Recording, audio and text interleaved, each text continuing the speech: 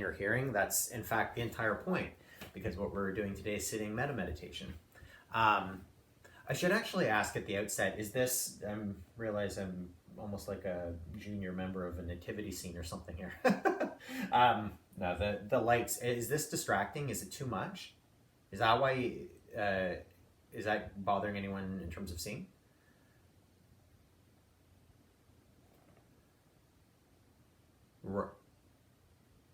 Is that, does anyone else see me? Oh, well, there you go. I'll have you know that Hey, sorry, for the last, whatever, 5, 7 minutes, I've been on here motioning to people and saying I'll be back in a minute and blah, blah, blah. Sorry, I so apologize. Yeah, no, fair. Well, so back to the initial matter at hand. Is this too much? Is this light here too much? It's okay. Good. Um, I Maybe this is just me and technology at the best of times. I spent a chunk of one of the days in the weekend trying to record meditation videos for teenagers, and the sum total of my efforts was zero, like nothing. I just couldn't make the technology work. The videos, I had good copies and they didn't record, and then I had lousy copies, and of course they did. And anyway, all of that to say, I like was one of those things where it's like, shake it off. You don't want to get stressed by the yoga. It's, you know what I mean? It's kind of productive. So I'm hoping that there's our dual tie-in to today's theme or today's sit. One, the idea that we don't necessarily, although now you can see me, we don't necessarily have to be able to see or even hear one another to connect, because in fact, the metta meditation is really a form of connection. I'm going to just move this one here because I'm seeing a lot of feedback. So that's one thing. And then the other is that whatever form of meditation we're going to sit, taking it easy, taking the pressure off, in the way I was alluding to the other day, like not sweating, what felt like wasted time or whatever. You know what? Maybe no time is really truly wasted. So I'm gonna give, as I always do, let's just briefly lay out the lay of the land, what we're going to be sitting here. So I'm going to take it as a given from the fact that people have either previously participated in metta meditations or you read my note, that we've kind of got the basics down, but just in case not, or if you're tuning in to this recording after the fact, the very first thing that we want to consider here is our target, or who we are sending our good feelings to. And sorry, as I get up here, I'm just going to give myself a little bit more light. Okay. And we're going to do that. I'll give you the option right off the bat, which is to say you can choose any of the 4 kind of attended targets that I'm going to list momentarily. Otherwise, know that on the 5s, that's my intention, is to go about 5 minutes and then basically prompt the group to switch their attention from one person, okay, to another. So those 4 meditative targets, or targets for our loving kindness, would be, we're going to start with ourselves, and I could say more about whether we start or end with ourselves, but for a very good reason, we're going to start with ourselves today. Then we're going to move, if you choose to move along, move your attention to someone who's dear to you or a loved one. If that feels difficult, a good suggestion, I always have found it easy to connect with an animal, or like my dogs, or a child, or what have you. And I should say, just rewinding back to the idea of connecting with self, if you find the idea of you here in 2020 and however the world finds you right at this moment, if you find that sort of self-love, self-kindness difficult, maybe call up an image of a previous version of yourself. Yourself as a child works for some people, that sort of thing. Okay. So yourself, someone dear to you, then someone who's neutral. So someone who but not well, you're not super invested in them, but you also there's no antagonism, but just like there, meh, and you're going to send the loving kindness to them. And then finally, it depends how you want to amp things up. It could either be someone who you find to be challenging or difficult. So like really trying to release kind of the poisons of that relationship insofar as you experience it, by letting that person off the hook and sending them some love, sending them and paying yourself the kindness as well in doing so. If that doesn't feel, because look, it's like I said at the off the top, we want to take things easy too. So like and being easy on ourselves. So like I think it's counter to the practice to put yourself into, in essence, offering forgiveness to someone who like that might whip you up, right? And I don't think I also don't think that's a really fair ask, truthfully. Like without opening a whole can of worms here, I think that there are situations where it's actually would re-traumatize someone to ask them to send good feelings to someone who is really awful to them. And like sometimes apologies, relationships end and apologies aren't offered, right? I'm not making a counter meta message here just off the top, just to be clear, but I'm saying it's not kind to yourself to deny reality of lived experience. So there it is. So if that person is too tricky, what I actually like to do, sometimes I want that challenge and I'll take that on and it bears fruit. Trust me, I do believe that, or I've experienced that myself. Because, simply when I hold someone who I'm having a difficulty with and I ask myself the question, do I really not want this person to be happy or healthy or all the other things? It becomes obvious, like no matter what there is between us, I do want those things for them. Right? So anyway, so there's that, or you can just broaden the scope and say, I'm just sending all of this good feeling to like all beings, to all sentient things. Okay?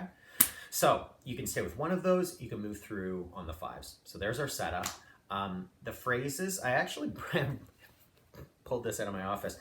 I've got entire books books plural, but a book, a meditation journal where I've got just copious notes working truly just with meditation, and writing up words that were very significant or trying to be significant to me to set up the practice.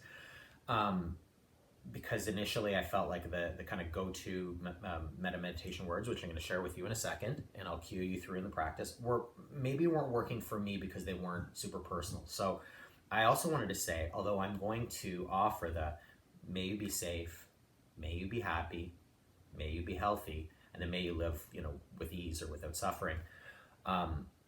Those are fine. They're wonderful things to share, right? But sometimes it can feel like I think, and this was my point in bringing the journal up, is that I realized I'd written like almost like an essay of the feelings I wanted to send. Well, I was thinking my way through the feelings. You can't write an essay about money. You have to feel it. It's a doing thing, right? So although I do have my kind of own set two phrases that, ready to go that are different than what I'm offering today, particular to me and to my practice, and they do work for me. The truth of the matter is, often I don't use the phrases at all these days. I just sit down and then it's all feeling. Like there's no higher cognition. It's just like a beam. What Cameron Crowe, who's a filmmaker, he wrote a movie that's a favorite of mine. It's like sending a hurricane of love out to whatever your target is. And it's just like this, like, as opposed to like even tying it into I'm saying this or I'm saying that. Okay, so if that feels more accessible to you, maybe do that today. All right, there's the big setup. So I have a few words about to share thoughts at the end. I would love to hear from any of you with questions or comments if you have your own experiences to share. But for now, let's get comfortable. Your meditative position, as always, even though we call it a sit, could be lying down, could be sitting. And we know that lying down, one occupational hazard there is sleep may come. Sleep may be what you need, first and foremost, and that's okay. But remember, the sleep is a meditation. So if you want to stay awake and you are aligned, just bring your hands up, backs of your arms resting on the ground, fingers pointing to the ceiling. And then if you fall asleep, it'll wake you up. Okay. So I alluded to just settling in and feeling your body wherever it is, whatever shape it's in. feeling your breath without trying to control it. Just generally becoming aware of the setting, internally and externally. What's going on? And not trying to change anything necessarily that's going on. You probably heard a bark there. I'm sorry, I can't control for all aspects of my own external environment. So I've got a puppy here who is not liking the fact that there's a dog outside. So I'm just helping him to refocus. Okay, very good. Sorry about that. But the distractions come and go. Ultimately, you're going to come back to your sort of meditative focus, whether that's the breath, whether that's the body, whether that's something else, until we replace our focus with a person. And we'll do that now. And that person is you. And I'm going to have to, if you're watching me from home or on this video, you're going to see me take glasses on and off. And that's partially because I want to leave them off, but I also want to keep our time in mind in the background so that you can just let go of that. You don't have to worry about timing. I'm holding space for the group and you can just be with this, okay? So holding yourself in your mind's eye. Like really almost as if you had a mirror here, but it could be the visual, but it could be really anything. Like however you choose to see or feel yourself in this way, to hold yourself in your own awareness. And notice your breath when you do this. Okay, it can be, tendency here might be to hold our breath or to modulate things in some way.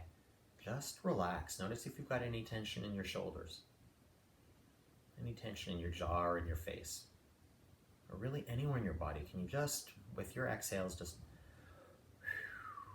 let that go? Okay? It can be hard to look at ourselves, whether that is in a mirror or just really being deliberate, aware of who we are.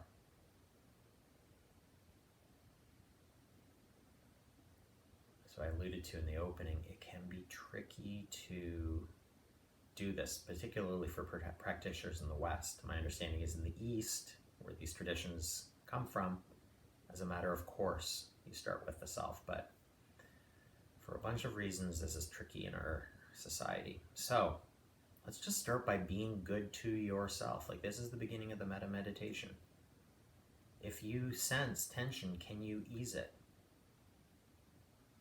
Rather than reprimanding yourself for wanting to move and not doing it, if you're uncomfortable, can you support yourself?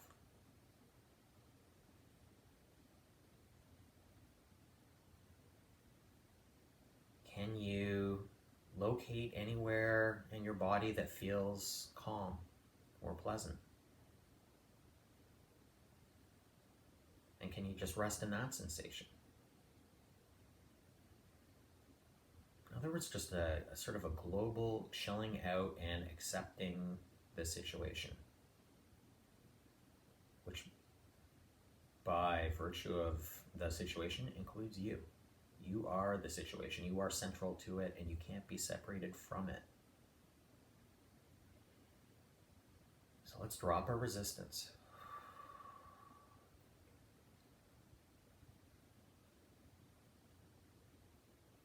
And then maybe repeating these words, may I be safe.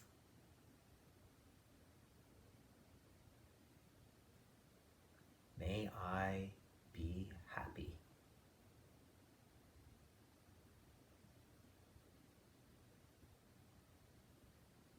May I be healthy. May I live with ease.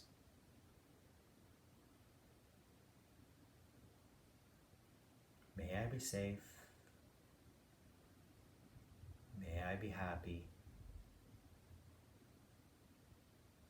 May I be healthy. truly know ease in my life. The phrases are just, they're like guardrails. Can you tune into the feeling of really wanting this for yourself? Not in a desperate way or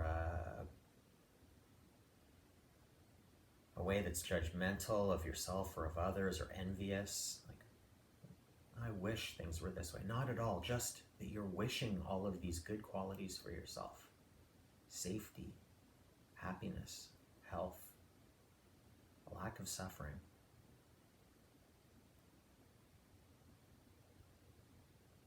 And then it's not so much thinking this as feeling, like really, really embracing the idea that you are worthy of those things because you are. Like, because who is not?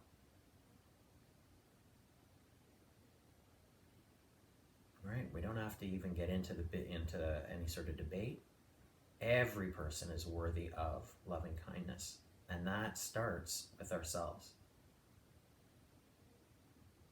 We embrace ourselves and show that caring, that need for safety, that concern for health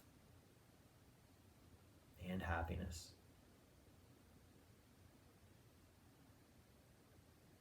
And a desire to live with balance and harmony with things, not fighting life, not pushing back against it so much. Right, we want these things because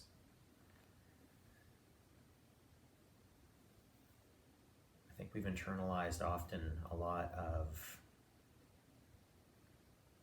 I don't know, pop psychology and half-assed folklore to explain how we should be if we want to be successful or we want to be happy. But it's not about anyone else's markers. It's just about accepting you and really, if the love feels like too big a hurdle or too gooey or whatever, okay. But you could be kind. Start there. Start with kindness.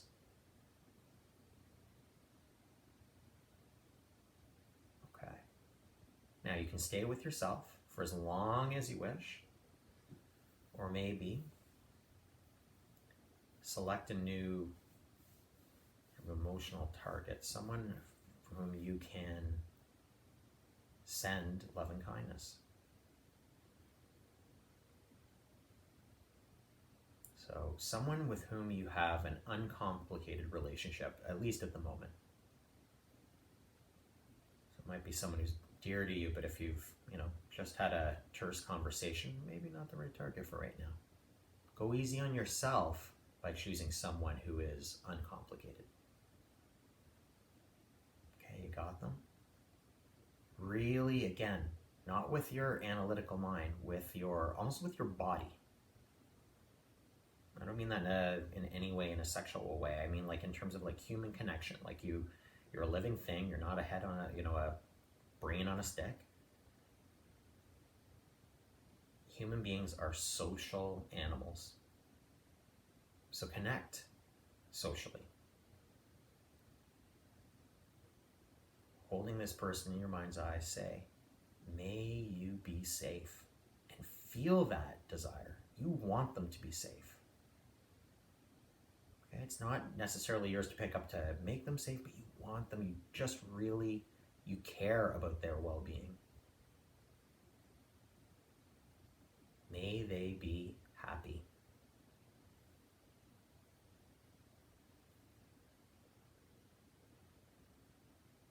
When we feel happy for someone we care about, loving kindness becomes sympathetic joy. In essence, what happens is, rather than feeling envious of what someone else has accomplished or some advantage that they have, we celebrate it. We feel so good for them. I'm so happy that you're happy. Like this is the converse would be like distress at the idea of your unhappiness. So I really want to send that happiness to you. If you're not feeling it, here's some coming your way. Okay, coming from you. May you be healthy.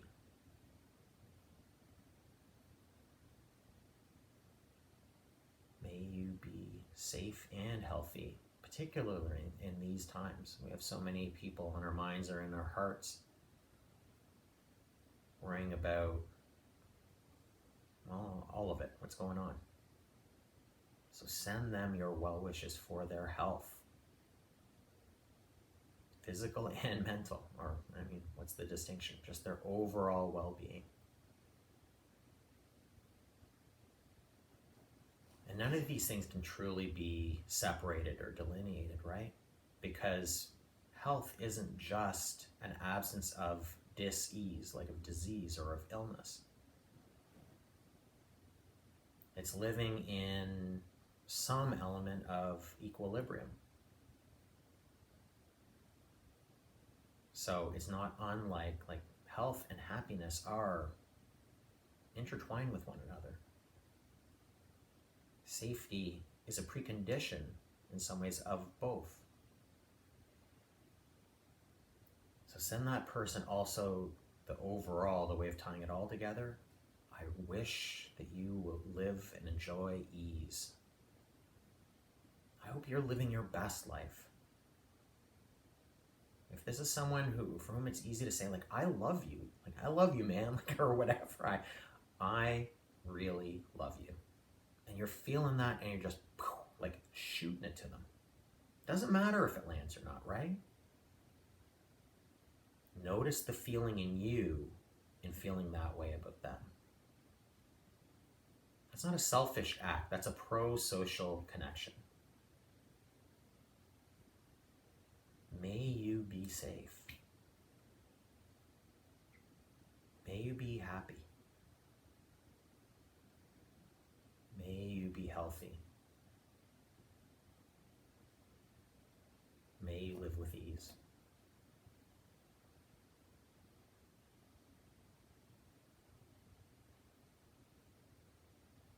Now, either staying where we are or moving to your next.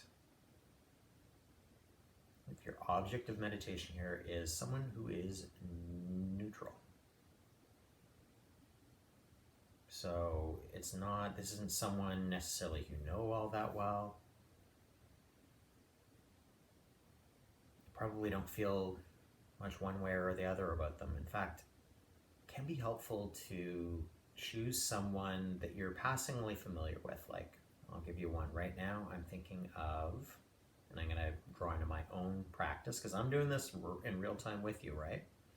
Each time I've got my own. I'm not saying it out loud, but I've got my own person. So this time I'll share. This will sound like a silly thing, but there is a crossing guard who we say hello to one another when I walk the dog in the morning. And I don't know her name, I don't know her story, but I'm going to send to her the wish that she is safe, that she is happy. Seems happy. She's there with the kids.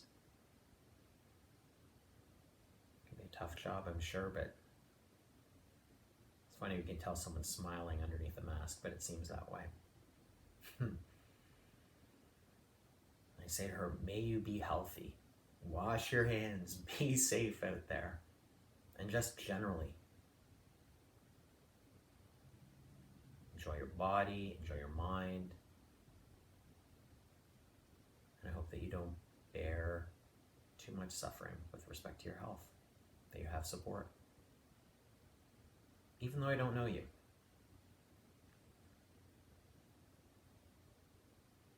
May you live with ease. Got it? So, whoever that neutral person is in your mind, may you be safe. May you be happy. May you be healthy. May you live with ease.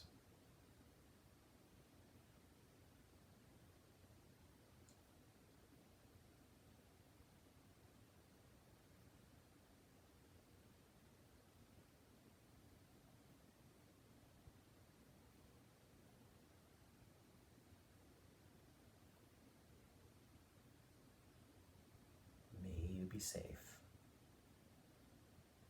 May you be happy. May you be healthy.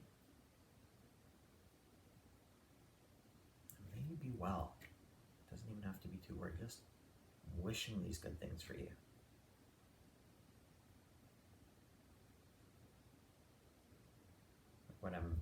Again, it's not so much about the thoughts, it's about the feelings. I'm thinking to myself, this is someone who I don't know much about. What I'm feeling is the feeling I get when I see them in the morning. My day is a little brighter. It's a little richer for that interaction.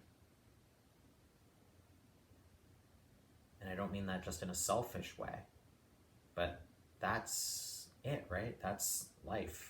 It's all these little interactions, and they matter. So this person matters, and you matter. So again, may they be safe. May they be happy. May they be healthy.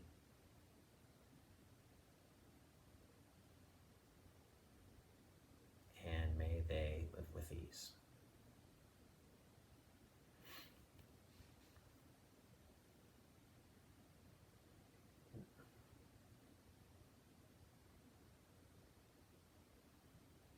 Okay, last person or people. Again, always with the option to stay right where you are.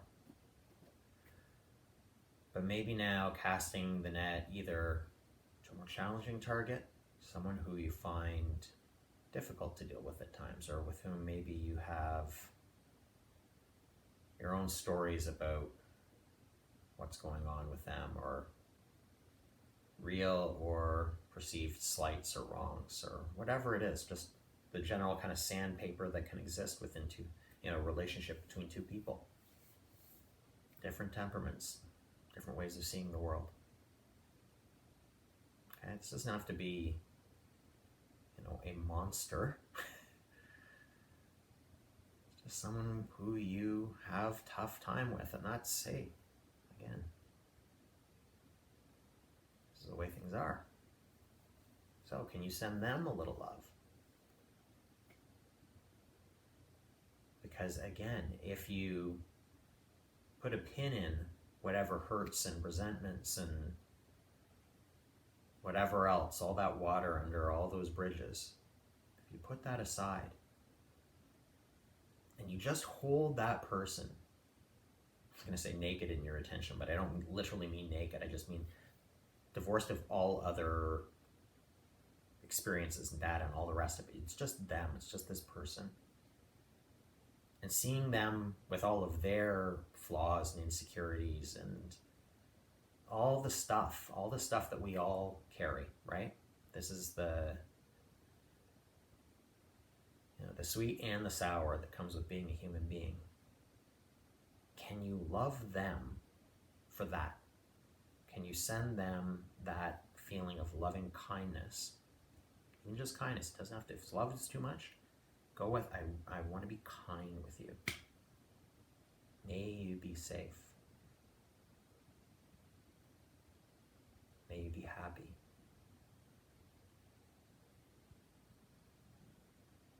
Be healthy. Remember, you can always drop the may you if that feels too, whatever, like you're taking a knee or whatever.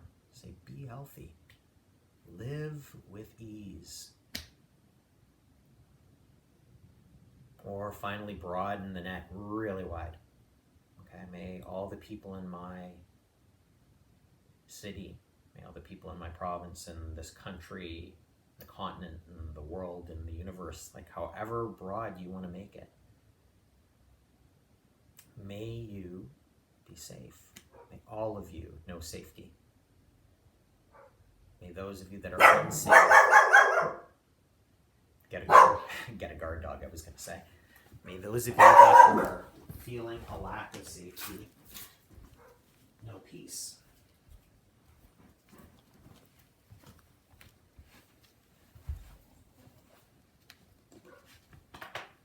May you know health. There's so much sickness and suffering at the moment, we're wishing people to be safe. We're wishing that they know health. And of course, that they and their loved ones are happy. May all people know ease and enjoy life.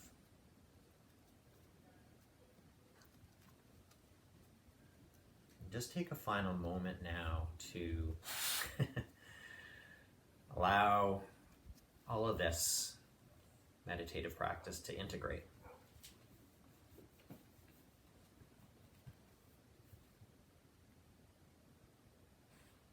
Notice how you feel.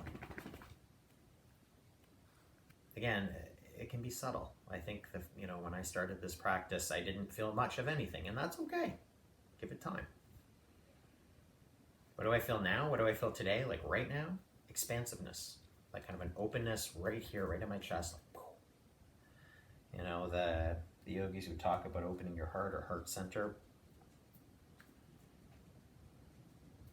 I'm not attaching any mysticism to it or hippie wisdom or anything like that. It's just like, but I know what tension feels like. I know what constriction is, and this feels like not that. And that's pretty cool. Okay, allowing yourself to come back into the room. You might, if your eyes are closed, gently open them. Nothing needs to be sudden.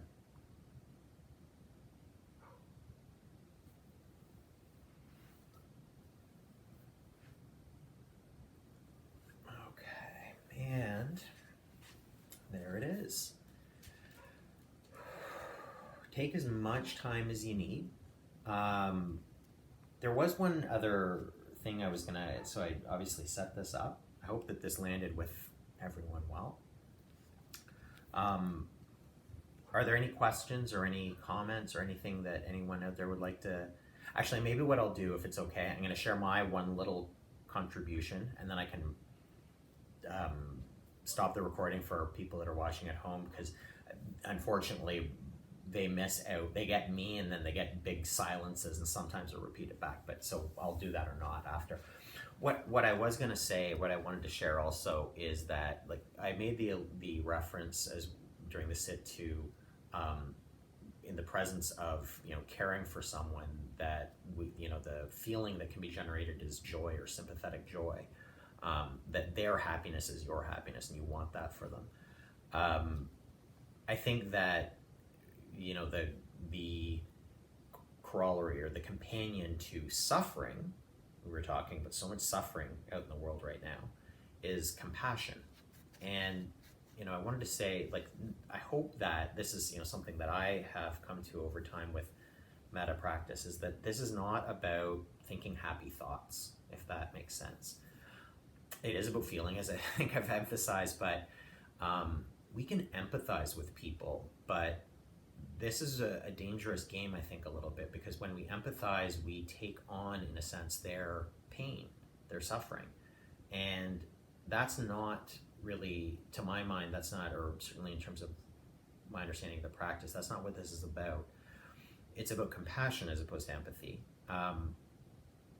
Because when we're compassionate, I don't mean to be facetious, but I've been struck by this where, like, Saturday Night Live, actually, of all sources, had a skit about, it was a bunch of black comedians talking about how they were having to essentially comfort white people coping with what's going on with the protests and so on, and their feelings. So, like, in essence, like, people who have been targeted by racism then have to, offer a shoulder to cry for people, white people who are, upset about it, rightly upset about it, but, it's like another bit of work that they shouldn't have to do.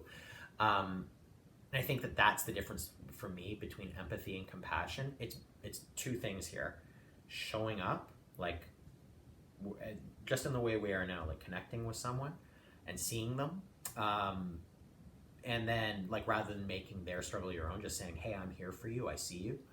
And then insofar as you're going to do something, you're not saving them, you're supporting them.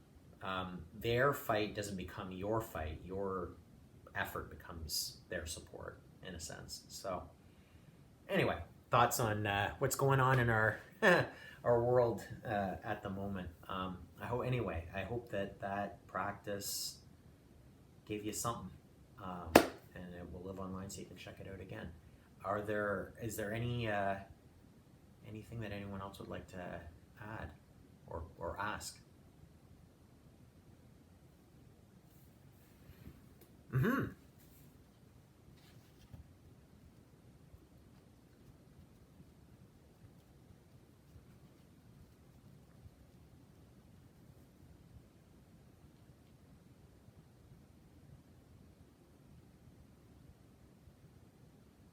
Mm-hmm. Mm-hmm. Mm.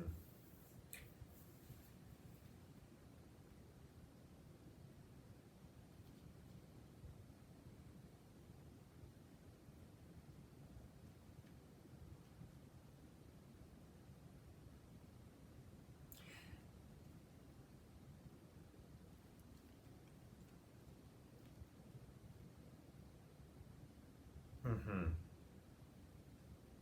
Mm-hmm. Yeah. I totally feel you on anxiety. And definitely I'm not the end resource on this, so other people in the group may wish to chime in. But I guess what I would say there is, one, in terms of any time any form of meditation is generating a feeling of anxiety, I think it's like that's a signal to back off, or to you, that's where you can drop back to the, the target that is uncomplicated love or yourself. Because it would be like holding a pose in a yoga practice that's hurting you, and you just keep doing it because you think it's expected. So I think that's not to in any way judge what you did or didn't do today, but just in general, I would say if you're feeling like it can be, I'm not saying run away from the anxiety. Like I've had my own experience of anxiety for years. It can be interesting to like check out what's happening and just see like there's learning in there too about ourselves and our relationship both to the person and to the anxiety. But if it's kind of you know knocking you around at all, I would say back off. Um,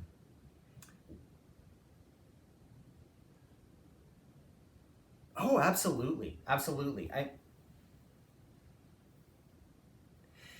I think that that's totally. I think that would, again.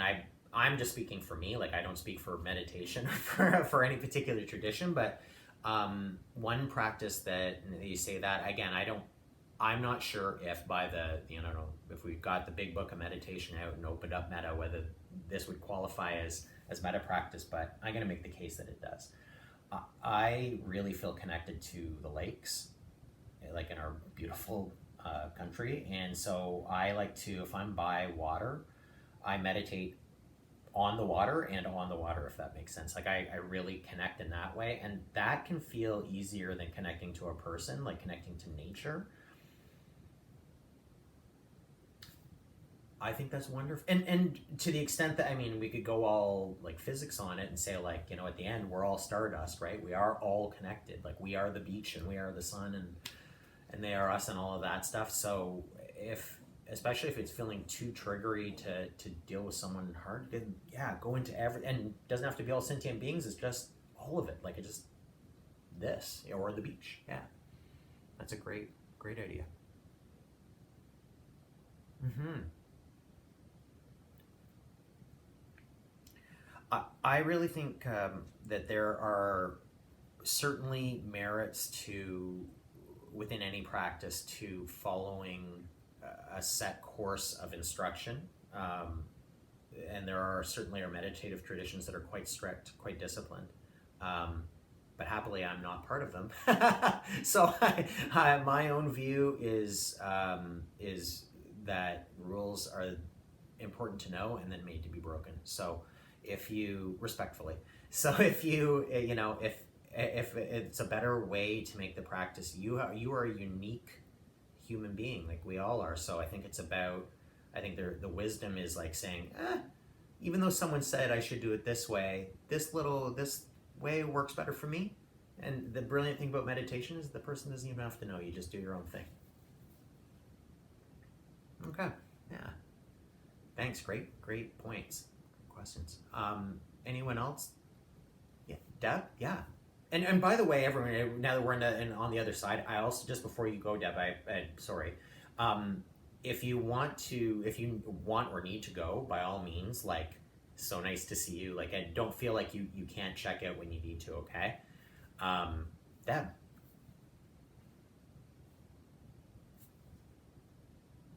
Not hearing you. I don't know if that's just me or that's others, but oh, now you muted. Okay. Maybe turn the volume up, I think, because I can see you turning the mute on and off. Mm-mm.